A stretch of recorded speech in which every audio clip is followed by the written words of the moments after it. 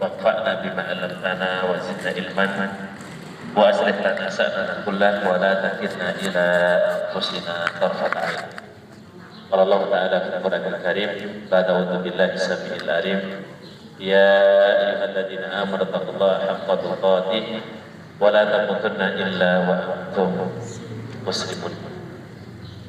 Jemaah sekalian kaum muslimat yang dirahmati Allah Ta'ala, alhamdulillah wa syukurillah pada pagi menjelang siang yang ibu bisa kembali kumpul di tempat yang semoga menjadi saksi nanti di hadapan Allah Subhanahu wa Ta'ala.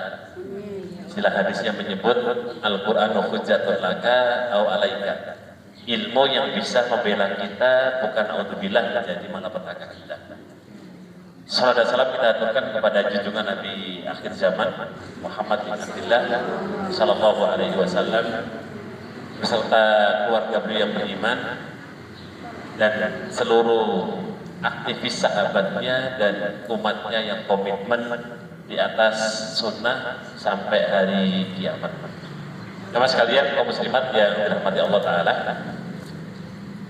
menyikapi fenomena saat ini yang sedang ramai, salah satu yang juga menjadi center dan fokusnya kaum muslimin, ada tahapan-tahapan al-kabair ibu ya, tahapan dosa-dosa besar yang harus kita ketahui. Jadi kalau diurutkan dari dosa yang paling besar sampai yang terkecil, karena Al-Quran itu memilah dua hal yang kita sebut dengan istilahnya tarhib, adanya motivasi dan adanya tarhib, adanya ancaman. Nah, kira-kira ibu ini kalau dikasih materi, enaknya dikasih motivasi terus, nopo diancam. Kalau kita mau taat, kita itu lebih taat kalau dikasih motivasi, nopo dikasih ancaman. Nopo diancaman. Oh. Ya, biasanya kalau orang itu imbang gitu, motivasi dia dapat, tarhib juga dia dapat, maka dia bisa mengimbangkan diri. Tapi kita ini kalau dirasa-rasa gitu, kayaknya kok lebih cepat taat kalau diancam gitu, kurang lebih gitu. Jadi kalau diancam atau diperingatkan itu biasanya kita lebih cepat taat. Karena fitrah manusia itu tidak mau untuk diberikan sesuatu yang sulit. Makanya kalau kita bicara ujian kira-kira ibu-ibu pilih yang nikmat apa yang adab? Nikmat. Yang nikmat itu yang enak-enak, yang adab itu yang gak enak. Kira-kira ibu-ibu kalau dikasih ujian yang enak-enak terus atau yang sulit? Pilihannya susah. Oh susah. Mau diuji yang nikmat, artinya jenengan sehat, rezeki lancar, sana famili semuanya alhamdulillah nggak ada masalah. Atau diuji sakit, rezekinya seret, pilih yang mana? Nikmat. Oh, itu menunjukkan fitrah manusia, gitu? Artinya fitrah kita itu nggak mau dikasih yang repot-repot, yang berat-berat. Tapi kadang-kadang ibu-ibu itu suka memberatkan diri. Contoh tas itu bawaannya apa biasanya? Makeup dong. Berisi yang segini itu makeup semua dulu. Nggak ada makeup. Ada sih bedak. Ada semua, ada botol, ada minum, ada macam-macam. Nah, karena Al-Quran itu menggambarkan antara tarhib dan tarhib, adanya kemudian dua hal yang harus kita pahami, antara motivasi dan juga adanya ancaman. Sehingga jemaah sekalian kaum muslimat rahimakumullah, kita teringat dalam sebuah hadis Nabi SAW pernah memberikan sebuah wasiat ketika beliau melewati seorang wanita, kemudian Nabi kita bersabda, ittaqun nara. Ya. Takutlah kalian dengan neraka. Di saat Nabi mengatakan ittaqun nara, itu seakan-akan kan Nabi mengancam kita. Di mana Nabi bertemu dengan wanita seraya beliau bersabda, aktsarukunna finnar. Kebanyakan kalian wahai para wanita, mayoritas penduduk apa bu? Neraka. Kenapa kok Nabi tiba-tiba ketemu seorang wanita komunitas mak-mak di waktu itu dengan beliau bersabda aktsarukunna finnar. Kebanyakan kalian adalah penduduk neraka. Pertanyaannya bu, wanita di zaman Nabi dengan ibu-ibu di depan saya, kira-kira sama nggak nasihat itu? Sama. Kira-kira wanita di zaman Nabi dengan wanita sekarang lebih baik mana aja? Cuman Nabi. Berarti jangan buruk. Iya. Banyak. Berarti kita lebih buruk daripada wanita dulu ya? Iya. Masa ternyata diakui ya. Padahal jaga juga loh Bu. Kalau yang kemarin dengan sekarang, kadang-kadang ada lebih baiknya sekarang dengan kemarin ya. Tapi kalau dibandingkan dengan sahabiyah, betul. Bukan cuma sahabiyah kalangan wanita, sahabat kalangan laki-laki juga kita pun tidak level dengan mereka. Nah, Nabi bersabda, wahai para wanita, kebanyakan kalian adalah penduduk neraka. Nabi mengingatkan dan mengancam wanita, tetapi juga diberikan opsi pilihan, diberikan solusi.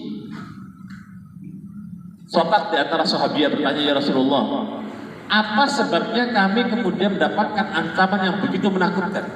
Sampai-sampai ada mengatakan, aktsarakunna finnar, wattaqillaha wattaqinnar. Takutlah kalian para wanita dengan neraka. Ternyata kemudian Nabi menyebutkan ketika ditanya apa sebabnya, pertama adalah yakfurnal asirah, yang kedua disebabkan karena alsinatihinna. Ini loh. Nggih, ya. Makanya kalau mak-mak lagi belanja itu belanjanya 5.000 tapi ngerasaninya 10.000. Nah, gitu. Jadi kadang-kadang ini lebih lancar gitu ya. Kalau nggak mama nggak Abdul, kalau nggak ini gitu. Jadi ada dua sebab, karena banyak kufur dengan keluarga, dan yang kedua adalah karena banyak lisannya berbuat maksiat. Nah, tetapi Nabi beri opsi, Nabi berikan solusi bagaimana agar wanita tidak kebanyakan penduduk neraka. Nabi kasih opsi, jika demikian tasoddaqna, silakan kalian para wanita banyak sedekah. Kebetulan waktu itu sahabiah nggak bawa uang cash, nggak bawa uang cash. Sahabiah hanya membawa emas-emas yang ada di tangan mereka. Ya. Jadi gelang-gelang mereka yang berbuah emas atau berbentuk emas semua dikeluarkan dari sedekahkan. Dalam rangka apa? Untuk hati-hati agar tidak terjerumus ke dalam. Sehingga ibu sekalian yang dirahmati Allah Ta'ala, potensi besar gitu, wanita itu mendapatkan neraka. Ini potensi. Makanya oleh karena itu waspadalah dengan ancaman Nabi SAW. Makanya kita sebut insya Allah tema kita ini tentang antara motivasi dari Nabi dan juga antara ancaman. Tadi saya singgung sedikit, kalau kita ini sukanya memang dikasih motivasi lah Ustaz. Kalau diancam takutnya pulang-pulang nggak suka makan gitu, agak alergi, takut, khawatir, cemas, gelisah dan lain-lain. Sehingga teman kalian kaum muslimat rahimakumullah, ada sebuah hadis yang menarik nih, yang semoga ini nanti panjenengan dapat faedah sebagai motivasi untuk ibu-ibu. Ada seorang yang ketika di zaman Nabi namanya Ummu Zufar, ya Ummu Zufar. Ya tadi ibu namanya Ummu Zufar? Gak ada. Karena namanya di zaman dulu kayaknya nggak laku gitu kalau dipakai sekarang. Nama Ummu Zufar, ya. Atau mungkin nama-nama sahabiah dulu sederhana. Istri-istri Nabi itu namanya satu kata, Zainab, Ruqayyah, Sinten malih, Aisyah. Sekarang nama Zainab, ibu, oh masya Allah. Tapi sana istri Nabi tau bu, Siti Zainab. Tapi maksud saya anak-anak hari ini 2000-an itu ada nggak anak ceweknya dikasih Zainab? Diknya beliau 80-an gitu. Jarang. Karena orang ngasih nama anak Zainab sekarang dulu ya. Kalau dulu masya Allah, nama yang paling Nabi cintai salah satu diantaranya adalah Zainab. Istri Nabi 2 namanya Zainab, 3 cucu Nabi namanya Zainab. Tapi kalau Zainab itu apa sih artinya? Gak ada artinya. Zainab itu gak ada arti. Tetapi karena dia nama orang-orang soleh, maka boleh kita pakai sebagai nama kita. Loh, seluruh nama Nabi itu gak ada nama, gak ada artinya. Kecuali 5. Selain 5 ini semua tidak punya arti.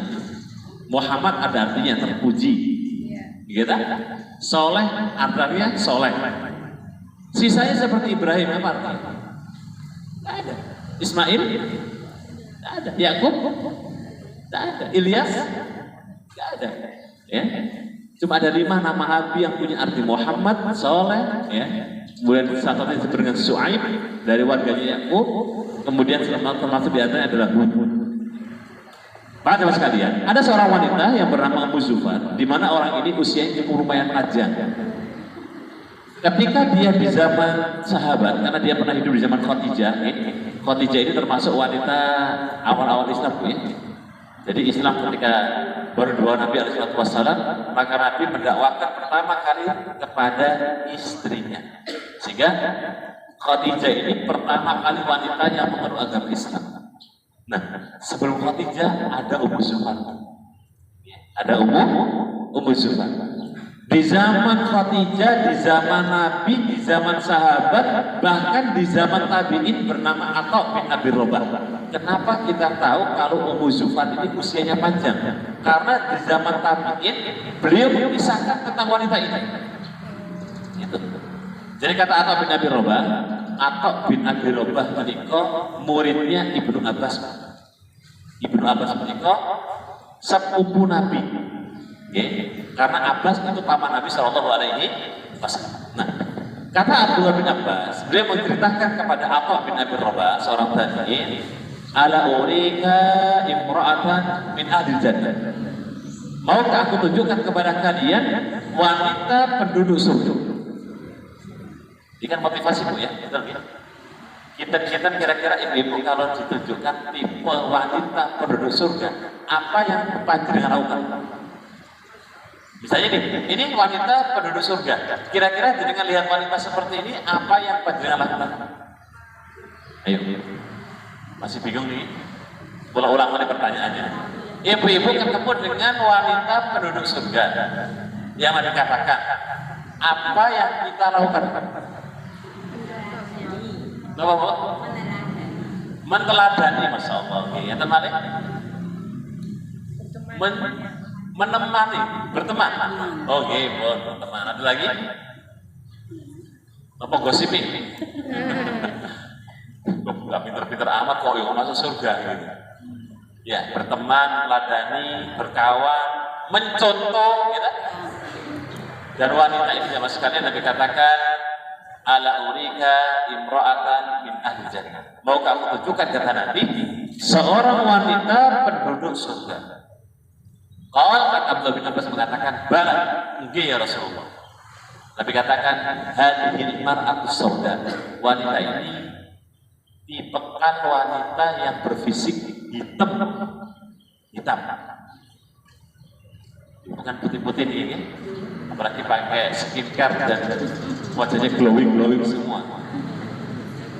Wanita ini imra'atu sauda, wajahnya hitam.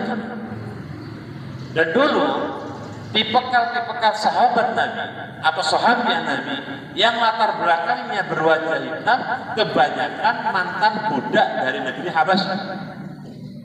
Termasuk alumninya budak adalah Bilal bin Rabah. Betul. Termasuk di antaranya wanita ini. Kata para ulama, wanita ini dulu mantan budak. Kemudian dia naik level, pernah menjadi tukang sisirnya Bunda Khadijah. Sebut apa bantu Ibu ya?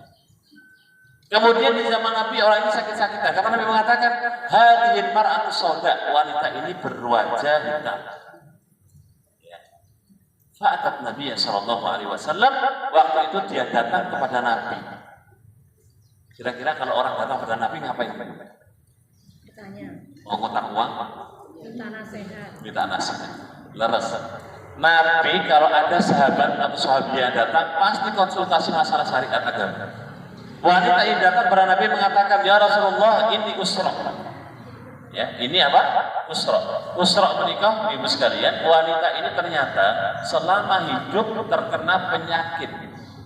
Penyakitnya usra. Usra itu penyakit kejang. Ayan, nah, betul. Penyakit ayan. Bahasa medisnya Epilepsi. epilepsi. Jadi kejang-kejang. Ibu-ibu, mohon maaf, pernah lihat orang yang sakit seperti ini? Pernah. Nah, dulu teman saya. Berarti kalau dengan sudah pernah lihat, sudah bisa menggambarkan Bu ya? Jadi ada wanita yang dimana tipe wanita ini datang kepada Nabi, pas dia sehat, pas dia tidak kena penyakit kumatnya, dia minta solusi. Ya Rasulullah, saya kena penyakit ayan, kejang. Kata para ulama ada dua makna bu, penyakit usroh itu. Bisa artinya ayan atau kejang. Yang kedua, sering kesurupan jin. Karena kan tipe orang itu kadang-kadang gampang kesurupan jin. Ibu nate atau dengar atau lihat saudara-saudara atau tetangga yang pernah kemasukan jin? Pernah kemasukan, tidak sering. Pernah ngeruqyah orang? Belum. Pernah diruqyah? Belum juga dia. Ya sekali-kali kalau ada orang kesurupan ditungguin. Diruqyah. Jangan bacakan Quran bla bla bla. Nah, wanita ini di antara dua penyakit tadi bu. Kalau tidak kena penyakit ayahnya, ya dia kena penyakit kesurupan jin. Minta solusi pada Nabi Shallallahu Alaihi Wasallam. Kemudian faqala Nabi Shallallahu Alaihi Wasallam, Nabi kita bersabda atau memberikan solusi. Ya, in sobarti walabil jannah wa in siti adullaha ayu afiyaki. Wahai fulana, jika sampean mau sabar, maka bagimu surga. Tapi jika sampean mau saya doakan kepada Allah, sampean sembuh, tapi belum tentu masuk surga. Kira-kira kalau ibu-ibu posisinya kayak wanita ini, pilih yang mana? Ibu-ibu posisinya ini contoh mawar. Panjenengan posisinya seperti wanita ini, terus Nabi doakan, ibu sabar di atas penyakit sampean, di atas sampai sakitnya kita, sampai meninggal, bagimu surga. Tapi Anda sembuh belum tentu masuk surga. Ibu-ibu pilih mana? Pilih sabar sakitan, penyakitan tapi ya. Sabar tapi sakit-sakitan terus, purun. Pengen sembuh, pengen sehat, masuk surga. Nah, ternyata nih. Jangan bikin opsi piyambak gitu. Jangan bikin opsi sendiri tuh. Maunya yang ketiga Ustadz, kalau bisa sembuh, masuk surga. Tapi nggak ada opsi itu. Opsinya cuma dua. Jangan sakit, sabar masuk surga. Panjenengan sembuh, belum tentu. Berarti ada kemungkinan masuk surga. Pilih yang mana? Sabar. Nggak masalah. Tapi agak mikir-mikir juga Bu ya. Nah, tapi dulu Ustaz, ini masalahnya sakit Ustaz. Dan ini lama gitu. Kalau tipe iman-iman kita, mungkin kita beri sabar, tapi mikir dulu setengah abad, gitu. Mikir lama, baru ya saya sabar aja. Wanita ini tampak berpikir panjang, asbir ya Rasulullah. Saya pilih sabar. Saya pilih apa? Sabar. Oleh karena itu, Nabi mengatakan, kenapa wanita ini penduduk surga? Gara-gara sabar. Sabar di atas sakit. Gitu. Tetapi kemudian sebelum wanita ini berpaling, karena kalau penyakitnya kumat nih Bu, kadang-kadang dia nggak sadar, aibnya, auratnya tersingkap. Makanya saya bilang ibu-ibu nanti pirang atau lihat orang kena penyakit ayat dan dia kumat, nggak sadar kan Bu ya? Buka kerudung, buka baju, buka macam-macam tuh. Nah wanita ini sebelum dia pulang, minta kepada Nabi satu lagi, ya Rasulullah, mohon panjenengan doakan kepada Allah kalau penyakitku kumat, auratku tertutup. Maka Nabi SAW fada'alaha Nabi SAW. Maka Nabi mendoakan wanita tadi ketika penyakitnya datang, auratnya tertutup. Rawahu Bukhari wa Muslim. Teman-teman sekalian, kaum muslimat yang dirahmati Allah Ta'ala. Poin yang pertama tentang motivasi, ibu. Motivasinya apa? Sabar. Kita ibu-ibu kriteria wanita penyabar tidak? Masya Allah. Gak usah ditanya Ustaz, kita mah orang-orang sabar semua Ustaz. Gak usah ditanya lagi Ustaz, meragukan apa gitu. Baik, saya ambil contoh nih Bu. Saya ambil contoh. Contoh sederhana sekali. Ibu-ibu nanti kesandung kaki ya. Kaki Bu. Nanti kesandung. Sakit badan Bu? Sakit. Panjangnya kesandung, tiba-tiba ada orang yang mengingatkan, Bu sabar Bu, mau coba kesandung mawon. Jangan emosi atau marah. Halo. Dua-duanya, Masya Allah, baru aja dibilang, ibu-ibu sabar. Baru kasus kesandung mawon jenengan Kita itu Bu ya, hawa-hawanya orang baru kesandung kaki kita, terus ada orang bilang, Bu sabar Bu, baru kaki yang kesandung. Hawanya marah apa emosi Bu? Seakan-akan ilmu sabar itu sudah lewat. Ya. Itu baru kesandung. Belum jatuh, belum ada musibah besar, belum sakitnya, mohon maaf nih, bertahun-tahun. Allah uji baru sedikit saja, kadang-kadang kita sabarnya sudah lewat. Tadi kan sebuah hadis Nabi Alaihissalam, Nabi nate, ini Nabi yang ngomong, yang ngendikan Nabi, bukan Abu Umair, gitu. Terus ente emak-emak yang ketika dia ditinggal keluarganya, wata bagi indah qabriha. Wanita ini menangis di dekat kuburan keluarganya. Wajar Bu ya? Ketika seorang wanita ditinggal oleh keluarganya kemudian sedih nangis, itu wajar. Ketika Nabi lewat di sampingnya si wanita tadi, kemudian wanita ini menangis di dekat kuburan keluarganya, Nabi mengatakan, isbiri ya fulana, wahai fulana, sampean sabar dulu. Nabi cuma bilang gitu aja. Nah, karena resepnya orang kalau sudah ada musibah apa tuh? Suruh sabar kok. Tiba-tiba ini mak-mak tanpa melihat ke belakang, tanpa lihat siapa yang bicara, dia komentar, ya fulan ma waqa alayya. Coba kamu rasakan apa yang aku rasakan. Ibu-ibu nanti gitu ya. Ada orang bilang, Bu sabar Bu. Coba sampai rasakan Bu.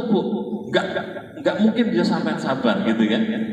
Wanita yang Nabi nasihati ini dia mengatakan, coba kamu rasakan apa yang aku rasakan. Nabi langsung melipir tinggal. Ini gak ada bapak-bapak. Kalau ada bapak-bapak, oh ada di belakang. Kalau ada bapak saya bilang gini, Pak, untuk menghadapi istri yang lagi marah tinggal ngopi dulu Pak, saya bilang gitu. Kalau istri lagi marah gitu ya, lagi emosi tinggal ngopi. Sama dengan ibu-ibu. Kalau suaminya lagi marah, jangan tinggal apa Bu? Tinggal nyuci mawon Bu. Pokoknya kalau rumah tangga salah satu di antaranya lagi emosi marah, salah satu harus jadi peredam. Kira-kira Bu, kalau rumah tangga sama-sama marah apa yang terjadi? Yo, bapak marah, istri marah, setannya penonton Bu. Setannya ngimasin, ayo Pak, masak sampai kalah. Nanti setannya dari pihak wanita ya, istri, ayo Bu, masak sampai kalah, biasanya cerewetnya maksimal. Akhirnya terjadi apa? Keren. Kalau Nabi itu Masya Allah, Nabi itu kalau menjumpai istri-istrinya yang sedang cemburu ya, bukan marah, cemburu, Nabi nggak pernah meladeni. Pernah suatu ketika Nabi itu masuk ke rumah Bunda Aisyah, tiba-tiba ada emak-emak muda ngasih oleh-oleh kurma, ditaruh di sebuah bejana atau piring. Bunda Aisyah lihat kalau hadiah ini dari emak-emak, langsung dibanting sama Bunda Aisyah. Bayangkan, cemburunya tingkat maksimal gitu. Setelah kemudian Nabi masuk, piringnya dibanting, Nabi cuma melipir keluar. Terus terdengar sampai di luar, ya Rasulullah, para sahabat di luar nungguin, tadi saya mendengar ada pecahan piring dalam rumah panjenengan. Ada apa ya Rasulullah? Nabi cuma mengatakan, ibumu cemburu, itu aja. Nabi keluar, meninggalkan Bunda Aisyah. Jadi harus ada peredam. Salah satu harus ngalah. Kalau kemudian dalam rumah tangga, suami lagi panas tinggi, jenengan harus ada pendinginnya kan gitu. Kalau jangan lagi kemudian panas, suami harus jadi pendingin. Kalau sampai panas semua panas, kebakar itu rumah tangga. Gitu. Bukan cuma rumah tangga, anak pun kebakar, keluarga pun kebakar, bahkan tetangga pun ikut kan kebakar. Kadang-kadang satu kampung kebakar semua. Gara-gara siapa? Iya, gara-gara apa? Baik, jemaah sekalian. Kembali ke kisah tadi wanitanya. Jadi ternyata kemudian Nabi setelah meninggalkan wanita tadi tinggal pergi karena sedang emosi gitu. Suatu hari kemudian dipisahkan. Wanita ini sampai mendengar ternyata yang menasihati tadi adalah Nabi Shallallahu Alaihi Wasallam. Faja'atan, maka tiba-tiba wanita itu seakan-akan tersambar petir. Jadi Nabi yang ngomong, Nabi yang berbicara, bukan level manusia biasa. Langsung sontak wanita tadi berangkat menuju Nabi meminta maaf jemaah. Ya Rasulullah, mohon maaf. Kalau seandainya saya tahu kalau yang menasihati itu panjenengan kemarin, saya akan sabar. Karena Nabi itu Masya Allah, beliau tidak pernah memarahi seseorang yang memang kadang-kadang di luar kemampuan manusia. Beliau tinggal saja.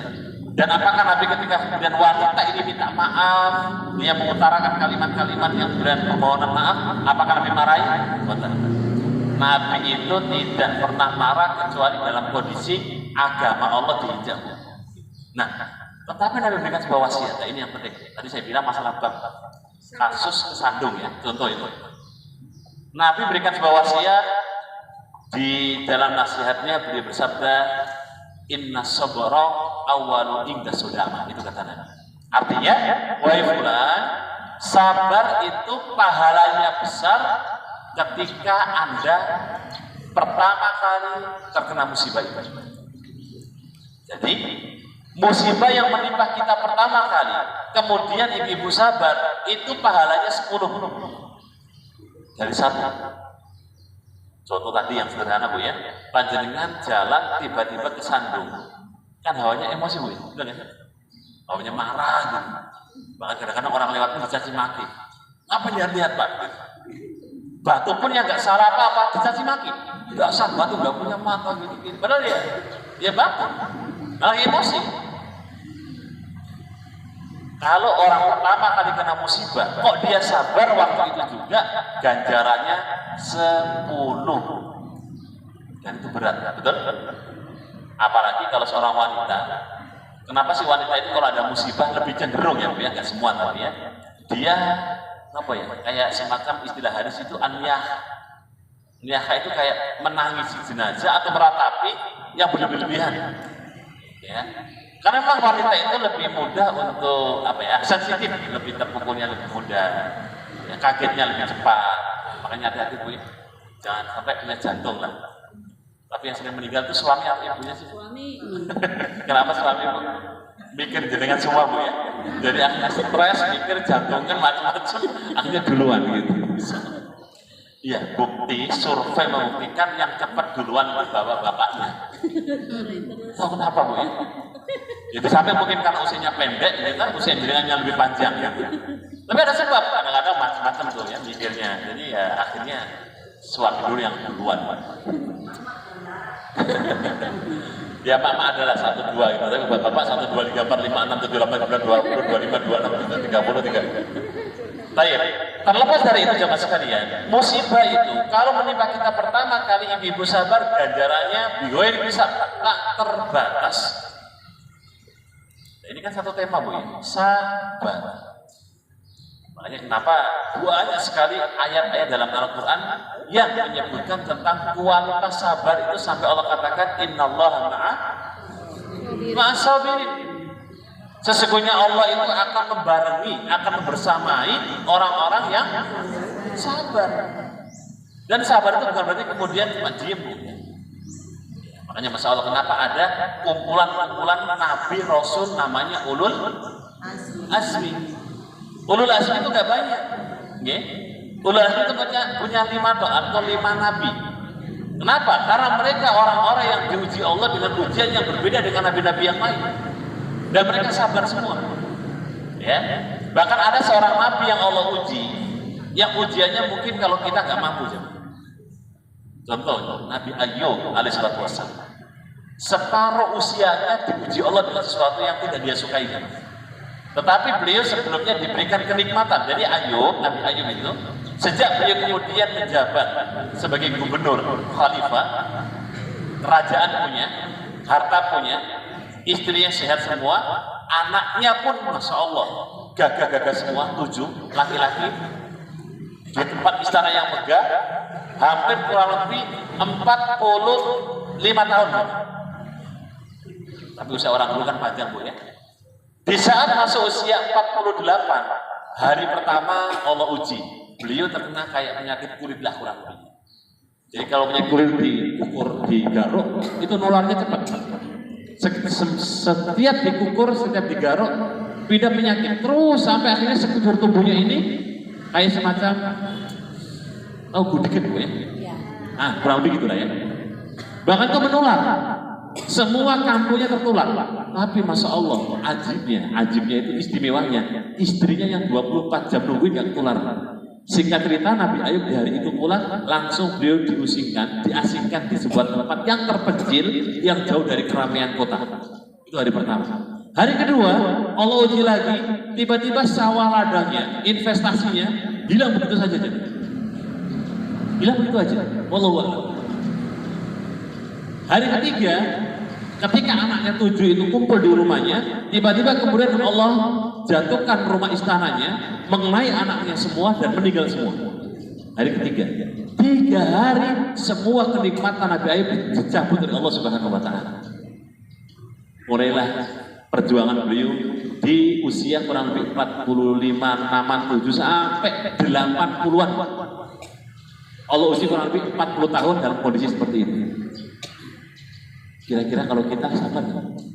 Wallahu a'lam ya, betul nggak? Kalau kita diuji batuk pilek aja 2 hari sudah gerudel. Ini batuk pilek kok nggak pergi-pergi tuh? Ini yang kasih siapa? Gitu. 45 tahun coba bayangkan. Dengan kesabarannya beliau, istrinya pun masya Allah menemani dengan sabar. Ternyata di akhir ujian itu istrinya sudah gak kuat. Dia mengatakan, wahai Ayub, Anda ini kan Nabi. Mbok minta pada Tuhanmu agar dihilangkan penyakit ini. Seorang suami yang soleh mengatakan apa aja? Coba ibu, istriku, kamu hitung-hitung lagi nikmat yang Allah berikan sampai hari ini lebih banyak nikmat ataukah yang susah? Kata para ulama dihitung benar. Ternyata kurang lebih sehari perbedaannya. Lebih banyak masih nikmatnya. Kan hampir 50-50 ya, hampir sepadan. Nikmatnya 40 tahun anggaplah, musibahnya 40. Ternyata masya Allah, sabarnya Nabi Ayub alaihissalam, Allah ijabai hari pertama. Datanglah pertolongan Allah Subhanahu wa Ta'ala di dalam bawah tempat tidur beliau. Itu ada semacam percikan air yang itu kemudian Allah perintahkan untuk diusapkan ke tubuhnya, dan dengan izin Allah tubuh itu kembali seperti 40 tahun yang lalu. Cakep lagi lah itu kurang lebih. Kira-kira kalau ini air dijual laris nggak? Nggak ada lagi yang usia tua tuh Bu ya. Kira-kira kalau air yang di bawah rumahnya Nabi Ayub itu terjual, yang bisa mengembalikan kurang lebih 40 tahun, saya yakin ini nggak ada mak-mak tua ya. Adanya mak-mak apa?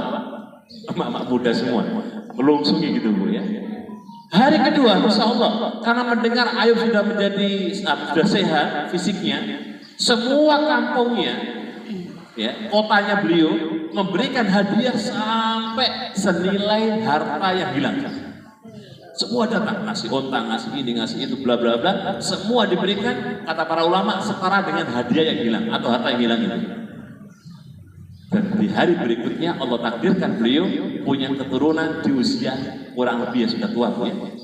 Setiap lahir kembar 2, lahir kembar 2, lahir kembar 2, lahir kembar 2, lahir kembar 2. 7 kali beliau punya putra 14 dengan izin Allah Subhanahu wa Ta'ala. Logika kita nyampe gak Bu kira-kira? Gak nyampe gitu. Allah itu tinggal katakan kun terjadi, fayakun jadi. Pertanyaannya, kira-kira kalau kita sekarang usia 60 Bu, mau bikin anak? Yang sampai sudah kode-kode. Stop. Kok 40, kok 60? Ustaz, kita 40 aja sudah mengges-ges ya. Sudah nafas ngos-ngosan. Tapi kalau takdirkan, Nabi Ibrahim punya anak usia berapa? Ayo tahu. Nabi Ibrahim punya putra dari istri yang kedua itu 81 tahun jauh. Ya memang usia orang dulu panjang ya. Dan bicara 80 angkat 80 dulu dengan sekarang mungkin barangkali tidak sama Bu ya. Tapi yang jelas usia Nabi Ibrahim sudah usia tua. Ya, sudah usia tua. Termasuk dalam Al-Quran Allah kisahkan kisah Nabi, kisah Imran. Kisah Imran, keluarga Imran yang sudah sepuh, sudah tua, ingdal kibar kata Allah Subhanahu wa Ta'ala. Tapi berdoa terus, ya Allah berikan aku anak laki-laki, kata Imran. Imran itu manusia biasa, bukan Nabi, bukan Rasul. Terus berdoa kepada Allah Subhanahu wa Ta'ala. Di usia tuanya baru Allah karuniai anak. Dan anak itu ternyata putri, bukan putra. Namanya siapa? Maryam. Bayangkan bertahun-tahun Imran berdoa kepada Allah agar dikaruniai anak laki-laki, ternyata Allah berikan anak perempuan, dan dengan izin Allah dari jalur anak wanita ini lahirlah cucu Imran, seorang Nabi Allah, yaitu Nabi Isa alaihissalam. Jadi kadang-kadang kita itu butuh sabar, cuma kadang-kadang panjang nggak sabarnya kan gitu. Baik, sehingga bagaimana tipe orang-orang yang dulu diuji Allah, semua solusinya cuma sabar.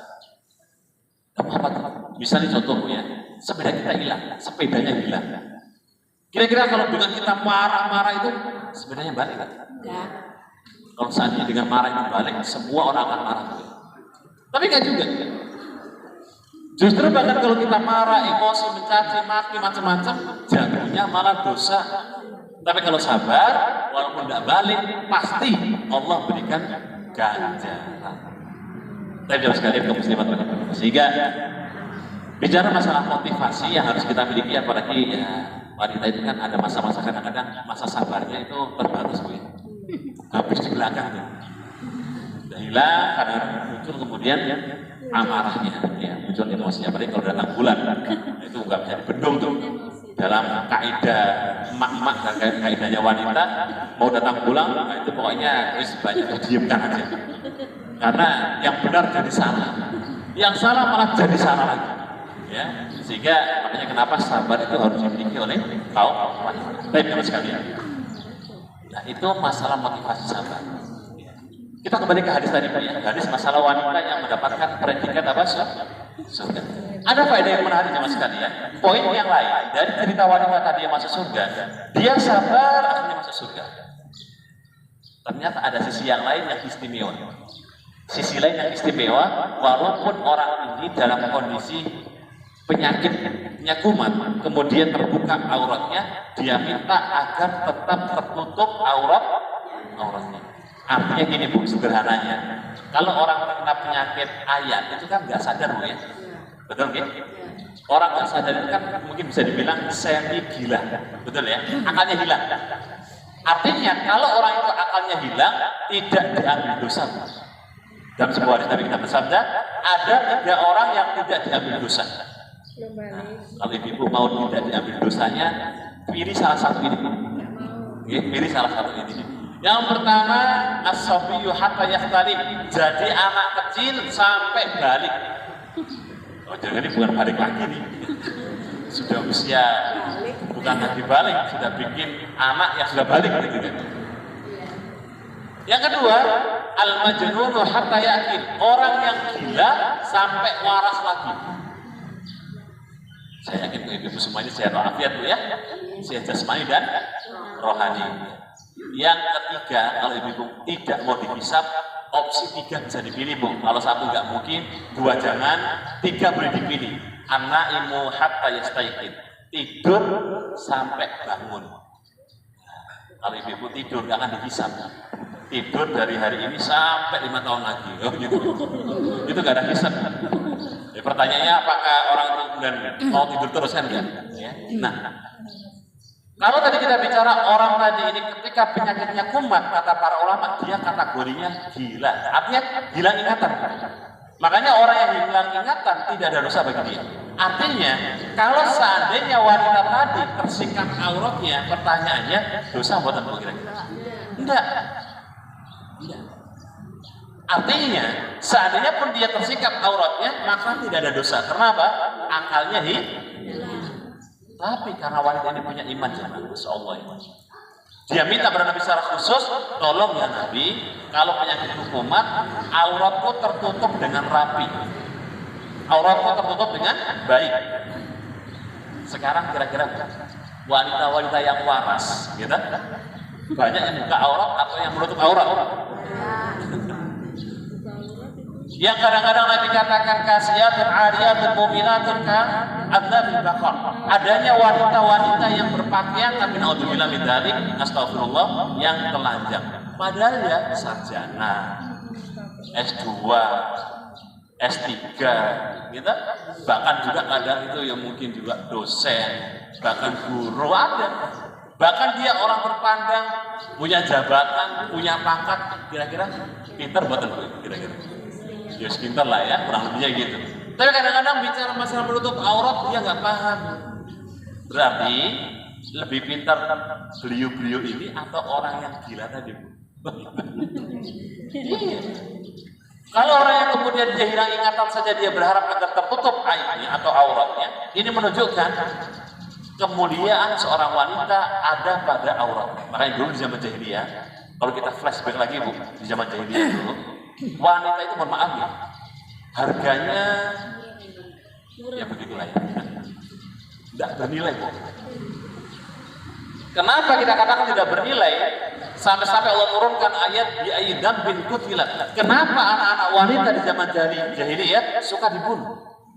Kenapa anak-anak wanita di zaman jahiliyah dikubur hidup-hidup? Bi ayyidam bin kutilat. Apa dosa mereka? Orang-orang kafir jahiliyah nggak tahu alasannya apa. Cuma tahunya orang-orang itu mengatakan wanita itu satu menyusahkan, dua aib karena wanita itu tidak memiliki nasab. Jadi dia tidak mengambil nasab orang tuanya, dianggap aib. Gak bisa apa-apa karena warisan gak dapat. Gak bisa apa-apa karena mohon maaf ada masa haidnya. Itu jahiliyah dulu. Sehingga akhirnya wanita mending dibunuh aja. Tapi Allah Subhanahu Wa Taala, masya Allah ya, memberikan takdir bagi para wanita setelah datangnya Islam dimuliakan. Bahkan untuk menunjukkan bagaimana Allah itu berkuasa, Allah tunjukkan wanita nanti di akhir zaman 1:50 laki-laki. Satu laki-laki 50 wanita aja. Dan itu sudah mulai nampak hari ini, betul Bu ya? Di mana-mana kita jumpai ibu-ibu, masya Allah, di pengajian ya, ibu di mana-mana yang paling banyak itu di mall, wah apalagi itu. Iya, bagi tempat shopping itu, wah mak-mak semua isinya. Ya, sehingga masya Allah, Allah itu berikan bagaimana takdirnya yang di akhir zaman akan menjadi luar biasa banyak seorang wanita. Tetap dia mulia dengan Islam. Maka oleh karena itu jangan sampai kemudian seorang muslimah, naudzubillah, dia kemudian keluar dari agama Islam. Karena dulu dia zaman jahiliyah, datanya Islam dengan dimuliakan. Makanya tidak ada kemuliaan seorang manusia melainkan dia memeluk agama Islam. Yang dulu wanita itu naudzubillah diremehkan di ini. Islam datang sama rata kecuali dalam bab-bab tertentu saja. Sama rata artinya sama mulianya wanita laki-laki sama saja. Ya, cuma ada bab-bab memang ini bagian wanita, ini bagian laki-laki. Jika tidak semua. Tapi teman sekalian, bagaimana? Itu bab masalah motivasi. Poinnya apa? Sabar. Pokoknya kalau ibu-ibu tebel sabarnya, besar sabarnya, insya Allah surganya dekat. Allahumma amin. Terus ibu nanti kalau ada ujian, apapun modal ujiannya, pokoknya tinggal tidur mawon pun. Insya Allah aman gitu. Tapi kalau nggak sabar, bisa wassalam. Ya. Yang terakhir ya sekalian, tadi kita bicara masalah motivasi sabar, saat ini masalah tarhib. Ini masih ada waktu baru. Sampai jam itu nih. Oh, saya bilang Bu Ketua. Kita ya, jam 11 kurang 30 menit gitu Bu ya. Ya nanti diskon 20% gitu. Tapi yang kedua yang terakhir kita akan bicara masalah ini yang mungkin lebih menakutkan Bu. Yakni yang disebut dengan at-tarhib. Adanya ancaman, peringatan, warning. Dan ini lebih harus kita pahami bab ancaman-ancaman yang Nabi sebutkan. Ya, baik. Ada sebuah hadis yang Nabi kita pernah bersabda. Ya. La tajidu rihal jannah. Seorang wanita tidak akan mencium aroma surga. Yang Nabi menyebutkan aroma surga itu bisa tercium jaraknya sekian sampai sekian. Kata para ulama ada yang mengatakan 40 kharifan, 40 tahun. Ada yang mengatakan 40 musim. Anggaplah paling kecil 40 tahun Bu ya. Dari mulai kita jalan sampai 40 tahun. Kira-kira sampai mana jam? Ibu jalan nih dari Jogja, dari sini nih ke arah barat sana. Kira-kira sampai mana? 40 tahun. Mekah? Sumatera? Jauh lah pokoknya Bu ya. Nah, aroma surga itu tidak akan kecium bagi seorang wanita kalau kemudian dia dari jarak sini sampai 40 tahun yang akan dia tuju. Aromanya aja gak dicium, apalagi masuk. Dan ternyata Nabi sebutkan salah satu di antara ancaman bagi para wanita yang tidak bisa mencium aroma surga yang jaraknya sekian puluh tahun ini adalah salah satunya yang pertama Nabi sebutkan dalam istilah hadisnya adalah al-mukabbirat. Mohon maaf Bu ya, bahasanya mungkin agak ini. Cerewet yang negatif, gimana Bu itu? Berarti ada usaha cerewet yang positif, ada saja. Yang istilahnya para ulama disebut dengan fudulul kalam. Ini ibunya Masya Allah ya. Wah, pokoknya hobi. Nah itulah ya. Apa sih Bu bahasa halusnya? Kalau ada orang yang suka ngomong terus Bawel. bahasa halusnya apa? Ya cerewet gitu Bu ya. Dia cerewet tetapi negatif. Suka adu domba, suka mempengaruhi, suka kemudian menjelekan orang. Pokoknya hobi gitulah. Yang pertama, yang kedua adalah orang yang kemudian memasang punuknya, memasang apa? Ya, jadi kalau dia ini Bu bahasanya hadis itu kalau dia jalan seperti punuk onta itu. Nah, kemudian dia pasang seakan-akan ada punuk yang kemudian dia lenggak-lenggok. Tahu mis-misnya ada di Bu? Apa sih namanya Bu? Nah, pokoknya wanita yang kalau jalan itu, lenggok-lenggok gitu loh. Itu nggak akan bisa mencium aroma surga. Makanya ibu-ibu kalau pakai sendal, nggak usah tinggi-tinggi, takutnya jatuh. Pakai sendal yang biasa mawon kita. Kadang-kadang ada seorang wanita itu dia berjalannya lenggok-lenggok, dan ini bahaya. Karena dua tipe ini, yang pertama adalah orang yang kemudian fudul kalam, dan yang kedua adalah kasiat umumiat. Ini sama-sama terancam tidak bisa mencium aroma surga. Kalau mencium aja tidak bisa, berarti masuk surga pun juga berat. Ya. Karena ketika Nabi bersabda terkait dengan kenapa wanita itu tidak mendapatkan, kemudian setelah Nabi mendapatkan masuk Islam atau Islam itu ada di hadapan Nabi, karena wanita itu mendapatkan surga jadi ya sebenarnya lebih mudah daripada laki-laki. Walaupun kebanyakan penduduk neraka dari wanita, tapi lebih gampang. Ya, contoh hadis yang Nabi katakan, satu-satunya hadis yang menjelaskan wanita boleh masuk surga dari pintu manapun yang dia inginkan. Sedangkan di laki-laki tidak ada hadis. Itu ada satu orang ya, yang boleh masuk 8 pintu surga sekaligus. Abu Bakar As-Siddiq. Mau masuk pintu jihad boleh, mau masuk pintu sholat boleh, mau masuk pintu sedekah boleh, mau masuk pintu puasa boleh, semua boleh. Itu Abu Bakar. Adapun wanita semuanya berkesempatan yang sama masuk surga dengan syarat. Dengan syarat satu, jaga sholat 5 waktu Bu. Gampang Bu ya? Gampang apa sulit? Insya Allah. Insya Allah. Walaupun kadang-kadang kita juga alam Bu ya, khusyuknya sudah khusyuk atau belum? Belum. Ada di antara ibu yang khusyuk dari takbir sampai salam 1 kali di sholat ada? Coba diingat-ingat Bu. Dilatih. Kalau ada, Masya Allah, jempol dua. Karena untuk sholat khusyuk dari salam sampai takbir, coba diingat-ingat lagi. Ingat.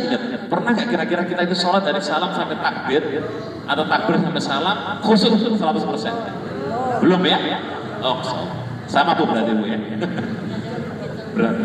Yang kedua syaratnya puasa Ramadan. Gampang Bu? Insya Allah. Ketiga syaratnya menjaga ifah. Ifah itu kehormatan. Bismillah ya Bu ya. Insya Allah 1, 2, 3 gampang. Yang kelima lebih gampang. Mentaati suami. Nah kan gampang sih. Pokoknya suami, Bu sana, iya siapa? Bu ke kamar, siapa? Itu aja. Pokoknya tugas dirinya pokoknya siap. Insya Allah surganya juga mulus. Kata Nabi katakan, kalau wanita melakukan 4 hal ini, udkhulu masjid. Silakan ibu-ibu masuk surga kapanpun silakan. Cuma masalah ini kan kadang-kadang juga yang mana misalnya, kayaknya kok berat semua. Tapi yang jelas pujian bagi para wanita yang memang dia bisa mendapatkan surga dengan jalan amal soleh 4 tadi. Ya, baik. Kita kembali ke masalah ancaman ini. Satu yang kemudian disebutkan, salah satu yang tidak bisa dicium oleh para wanita adalah aroma surga. Karena pertama, fudulul kalam tadi. Saya nyebutnya dalam bahasa Arab, fudulul kalam itu enak, nggak menyinggung gitu. Tapi kalau saya bicara cerewet, nah takutnya ada yang kesinggung. Intinya ini wanita jemaah sekalian. Ya gitu lah ya, yang namanya lisan itu kan gak bertulang ya. Dan kalau sudah ngomong A, itu gak bisa diedit. Kalau udah menyakiti orang, mau direvisi itu gak bisa. Betul Bu ya? Mau diucapkan, sudah diucapkan, mau ditarik, itu sudah gak bisa. Sehingga ketika kemudian lisan tidak bisa diedit dan tidak bisa ditarik lagi, hati-hati. Bukan karena kita pernah bersabda bahwa fal yakubun nas, kata Nabi kita mengatakan kepada sahabat Hudzaifah bin Yaman, kepada Mu'adz bin Jabal, ketika Mu'adz bin Jabal mengatakan, ya Rasulullah, bagaimanakah kita menjaga lisan ini? Beliau mengatakan, kaf alaika hada, tolong jaga ini. Sembari Nabi itu menjelaskan mengeluarkan lidahnya. Kemudian lidah Nabi dipegang oleh beliau Sallallahu Alaihi Wasallam. Jadi Nabi mencontohkan lidahnya dikeluarkan, kemudian dipegang. Kemudian Nabi berkata, kaf alaika hada, jaga ini. Yang dipahami oleh Mu'adz, ketika beliau melihat Nabi mengeluarkan lidahnya kemudian memegang, beliau mengatakan, kata Mu'adz, ya Rasulullah, kaifa natakallam? Bagaimana kita akan berbicara kalau lidahnya dipegang? Paham Bu dari sini? Iya. Coba kalau nanti ibu kundur pulang di kamar sambil ngaca, lidahnya dikeluarkan terus ngomong, saya gitu. Bisa nggak Bu kira-kira? Sulit kita? Itulah yang dipahami oleh Mu'adz. Kata Mu'adz, bagaimana kita akan bicara sedangkan lidahnya ini disuruh pegang terus? Maka Nabi mengeluarkan semacam kayak kalimat, sakulat ka ummuka ya Mu'adz, yang artinya kalau bahasa Arab itu terjemahannya binasa ibumu, tapi bukan doa Bu ya. Ini orang kok ngeyel ya, kok nggak dong-dong gitu. Apa kalau bahasa kita? Ibu jelasin ke orang nih. Ini orang nggak paham-paham, terus kita ngomong bahasa kita. Apa nyebutnya? Kadang-kadang kan agak saru Bu ya. Tapi kan bukan membuat, bukan ingin kita ucapan saru kepada dia. Tapi karena ini orang nggak paham-paham. Ketika Mu'adz kemudian dikatakan Nabi sakulat ka ummuka, Nabi mengeluarkan hadis, fahal yakubun nas finari ala alsinatihim. Wahai Mu'adz, bukankah banyak orang yang dijebloskan ke neraka disebabkan karena lisan-lisan mereka? Barulah Mu'adz paham, oh maksudnya suruh jaga omongan. Bahasanya Nabi jaga lisan, karena kalau orang itu dipegang lisannya kan nggak bisa ngomong dulu. Nah itu maksudnya, bukan suruh pegang terus gitu. Ya makanya Masya Allah, yang namanya lisan ini sumber kebaikan juga bisa jadi sumber malapetaka. Tinggal dipilih opsinya nih. Ya, kalau kemudian suka kemudian gibah, apalagi gibah ini Masya Allah gitu ya. Tanpa disadar kadang-kadang kita ketemu teman di majelis ilmu pun sebelum pengajian gibahnya mukadimah dulu dikit lah. Jadi ketemu teman ngobrolin teman tetangga bla bla bla bla bla bla gitu ya. Direm Bu itu direm. Ya namanya manusia kadang-kadang nggak sadar keceplosan. Tapi ternyata nggak sadarnya sampai 2 jam. Nah itu kebanyakan ya. Baik. Direm ini. Karena lisan ini penyebab paling awal orang dihisab oleh Allah Subhanahu Wa Taala. Jika ditahan benar, makanya kata Ibnu Qayyim dalam kitabnya Tazkiyatun Nufus, hati kita itu bisa hatinya mati. Itu gara-gara ini banyak apa ya namanya? Fudul kalam tadi. Banyak apa? Bicara yang negatif, sebelumnya negatif. Karena tidak semua orang yang banyak bicara itu yang buruk kita. Ada yang positif, yang bagus, yang baik. Baik. Terus yang kedua teman sekalian, penyebab wanita tidak mencium aroma surga adalah dia ini kasiyatun ariyah. Yang tadi kita sebut jalan seperti bulu onta. Ya, yang dia menampilkan mohon maaf lekuk tubuhnya. Ya makanya tadi ibu, karena wanita itu aurat kata Nabi SAW. Wanita itu hampir semuanya adalah isi aurat. Perlu dijaga benar. Karena jangan sampai menjadi sebab bagian aurat kita menyebabkan orang lain masuk neraka dan kita pun keseret. Ya. Makanya dulu sahabat dan sahabiah di zaman Nabi Sallallahu Alaihi Wasallam benar-benar mereka ini waspada dan hati-hati. Karena apa? Bab masalah tidak mencium aroma surga, tidak akan masuk surga, itu bukan perkara yang ringan. Kalau tidak bisa mencium aroma surga, itu bisa dipastikan tidak akan masuk surga. Dan ini termasuk di antara al-kabair, dosa-dosa besar. Maka oleh karena itu jamaah sekalian, tugas kita memang ya sekarang hati-hati saja. Kalau kemudian ada kalau jalan itu kan ada kayak batu yang dihindari gitu ya, ada kemudian lubang yang besar dihindari, ada air pun kita hindari. Itulah kehidupan yang sampai kemudian Allah ambil kita dalam kondisi husnul khotimah. Jamaah sekalian rahimakumullah, yang terakhir teringat dalam sebuah hadis murabba ya, hadis keempat yang akan disebutkan, karena kita tadi bicara masalah ujian harus sabar, di tengah-tengah ujian juga kemudian dari kehidupan ada masalah maksiat dosa. Hadis murabba itu hadis keempat ya, kalau digambarkan apa? Ini ada kotak, kita pinjam dulu. Nah ini anggap aja punya aku ya. Jadi hadis murabba itu hadis di atau ini kan ada ujung-ujung Bu ya? Iya. Kelihatan ya Bu ya? Kenapa saya pakai ilustrasi biar gampang ditangkap? Ini ada kotak, ujung-ujung sini semua ujung. Kita start dari sini Bu. Kehidupan manusia start dari sini. Dia jalan arah manapun dia akan ketemu ujungnya, betul? Iya. Ujung ini namanya ajal, kematian. Artinya kita ini semua calon atau mau hidup dibuat tahun? Tidak. Karena ada ajalnya. Nah, ada orang yang berjalan jamaah sekalian, dia jalan start dari sini. Nabi katakan garisnya sampai ada yang tembus. Jadi Nabi gariskan dalam hadis ini, dari mulai start dia sampai tembus. Nah, di ujung sini tembusnya itu namanya amal, bukan pakai ain tapi pakai hamzah. Amal itu obsesi, cita-cita, keinginan.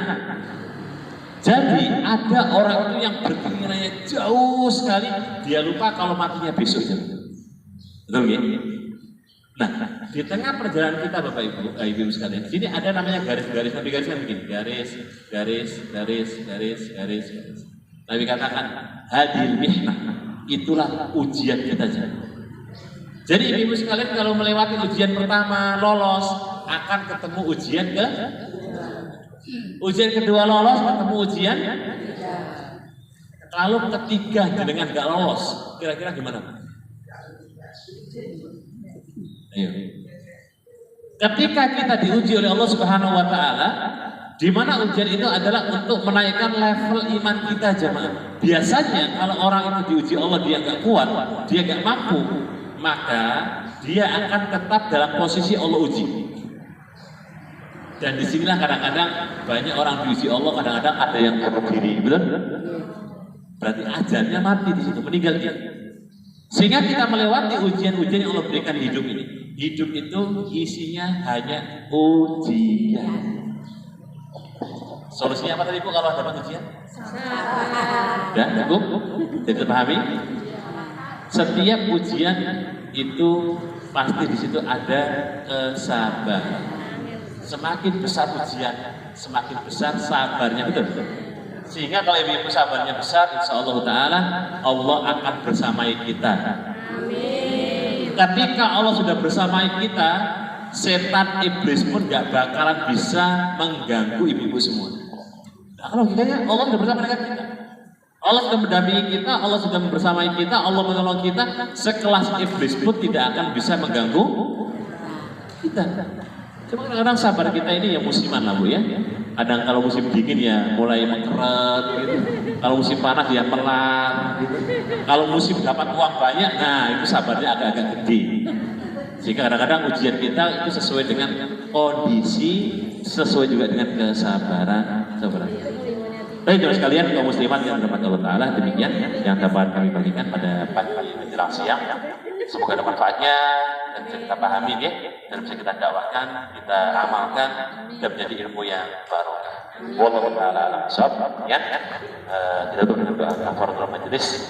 Subhanallah wa bihamdihi asyhadu an la ilaha illa anta astaghfiruka wa atubu ilaik. Assalamualaikum warahmatullahi wabarakatuh.